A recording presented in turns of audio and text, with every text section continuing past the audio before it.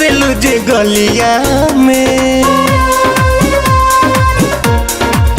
हो डिम्पल पड़ जाला हंसलू जे गलिया में अझुरा ही दिलू उठावा के ललिया में अझुरा ही दिलू उठावा के ललिया में बड़ा जादू बाटे तोहरा कौन बलिया में अझुरा ही दिलू उठावा के ललिया में अझुरा ही दिलू उठावा के ललिया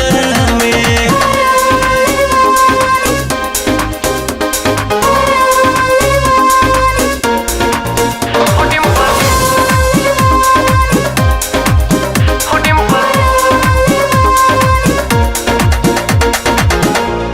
नइखे बुझात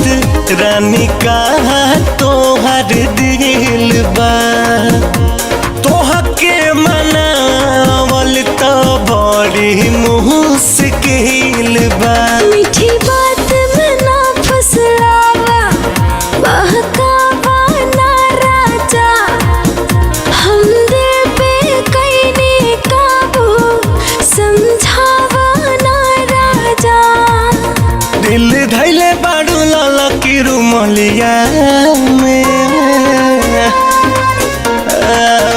दिल धैले बाड़ू लाला की रुमलिया में अझुरा ही दिलू उठावा के ललिया में अझुरा ही दिलू उठावा के ललिया